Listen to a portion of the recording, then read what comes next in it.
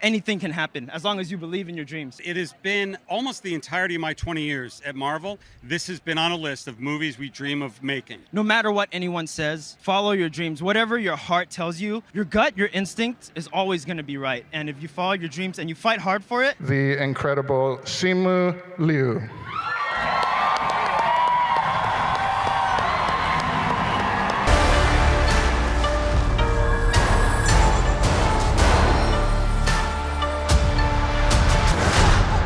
Is this what you wanted? Yes, it is. Welcome to this review of Shang-Chi and the Legend of the Ten Rings. Quick heads up before we start, I recently got a cold, therefore my voice and my pronunciation may be a bit off sometimes, so you can try to turn on the captions below to make sure you will understand everything that I say. So yes, I love that movie and I can only recommend you to go watch it. Of course, my opinion may be a bit biased here as I'm a huge Marvel superhero movies fan, and being an Asian myself somehow, I was part of the people who was expecting this movie a lot, like really a lot.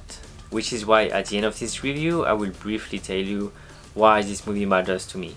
But first let's talk about the movie itself, starting with a little pitch. The story is about Shang-Chi, who will have to deal with an organization called the Ten Rings, which is led by his father. Just that. And actually just that is pretty great because the pitch and the trailers do not give out what the movie is really about. Watching the trailers will not tell you the real plot of the movie, which is why I do feel a bit afraid that the marketing and overall promotion may have misled the people to think this movie will simply be a generic action martial arts style movie with only the Marvel logo in front of it, which is a shame because really this movie is not what it seems to be.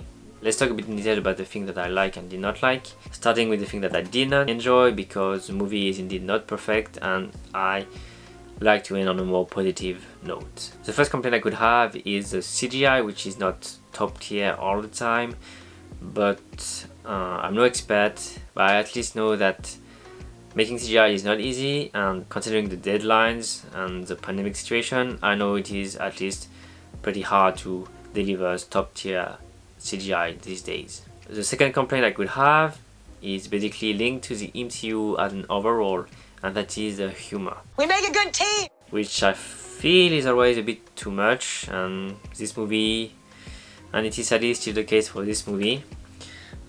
Sometimes, yeah, the jokes will just take you out of very emotional scenes. That's when it shouldn't be the case, sadly. But those complaints are really like a bit side complaints. If I have to talk about the movie's flaws itself, the main one would be the length of the movie, which I felt was a little bit too long.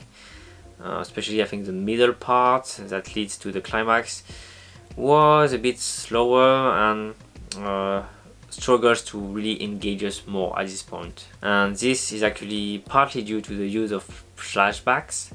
The movie uses a lot of flashbacks. They are necessary for the story, but the way they are put, the way it is edited, sometimes really take you out of action scenes sometimes. The director, Daniel Cretton, actually made another movie, The Glass Castle, based on two different temporalities, so it was much better in that movie because, well, there was no action sequences in the present timeline. My second issue with that movie would be the use of one character in particular, which has mainly the role of comic relief, which is understandable when you know the character, but again, I'm not into the humorous part of the MCU, and the use of the character at one point really felt way too much convenient in my opinion, as without that character here, movie could have ended much differently. A final complaint, which is more personal disappointment, would be the character of Dave Diller. I expected more of him, but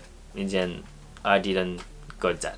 But apart from those very few complaints, I really love the movie. Let's start with the introduction, because that is my favorite introduction of all the MCU movies for sure. It is simply beautiful.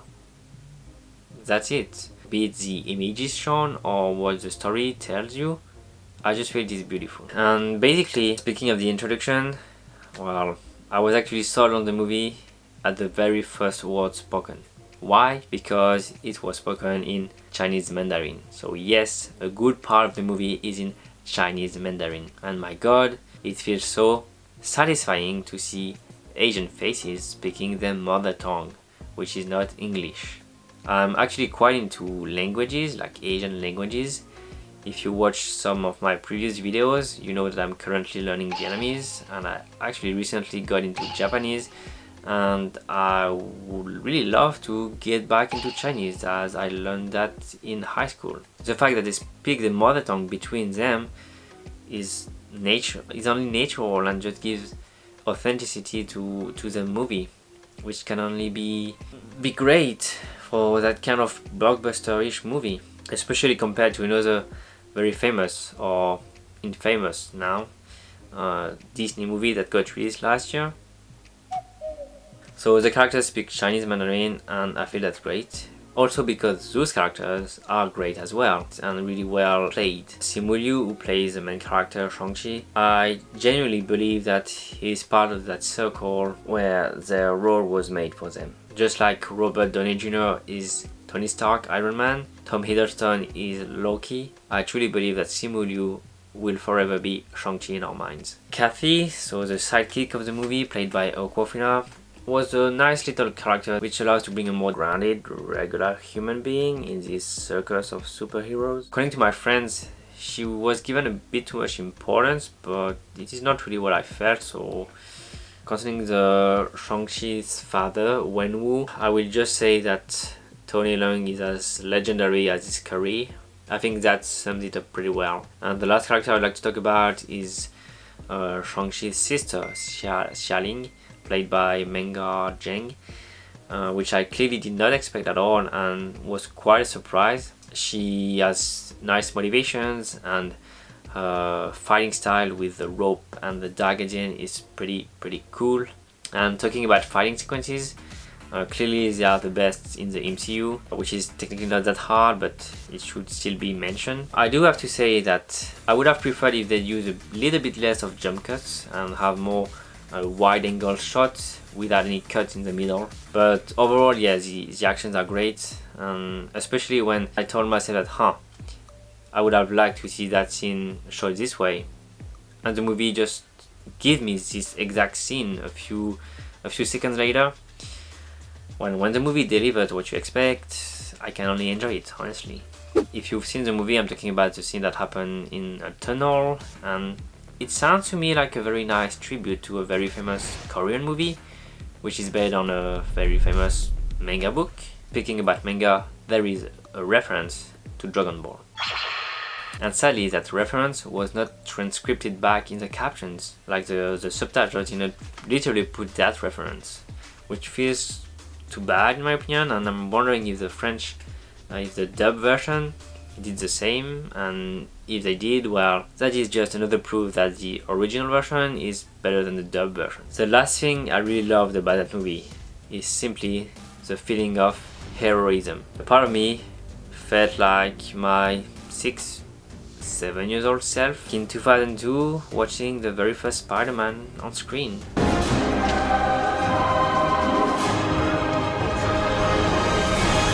Back then I just wanted to get bitten by one of the spiders and go swing between buildings, although I live in a village so there are no buildings to swing around. But Shang-Chi is basically the same, as now I want to do martial arts and I want to own those freaking 10 rings because god, they are powerful. And I'm not the only one who felt this way, because as we were getting out of the theater room, in front of us there were 3 girls, teenage or maybe middle or potentially high school girls, who were talking about how great the fight sequences were, and they were basically trying to mimic the moves the characters did.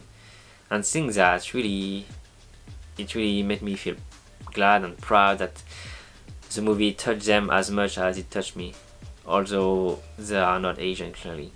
And I think it is a nice transition to tell you a bit about why, being an Asian somehow, this movie is really important to me. I am a Vietnamese adoptee. My parents are French, therefore I am French. I was raised with French values and did not grow up in a Asian environment per se. However, my skin color, if I can say it like that, has always been a reminder of my roots. Plus the fact that I never really experienced racism, I had that chance, and it may have helped me to actually be proud of being a bit different here. I'm pretty sure it pushed me to always have an interest in Asian culture overall, be it with the movies, the languages as I said earlier, the books, the mangas obviously, the music, the travels. I'm always eager to learn more about Asia. So it's probably a reason why every time there is an Asian character on screen, well, a part of me wants and do relate to him, to that character, even though the character is being made fun of or it is only used for stereotypes. A part of me feels glad and proud that at least there is an Asian person in that cast. And I think it is a proof that indeed representation does matter, even though I'm not a pure Asian per se. So I think you can guess that, yeah, that movie, Shang-Chi and the Legend of the Ten Rings, talk about topics that will be relatable for many Asian families in a Marvel movie. And it just feels good, really good to see that on screen.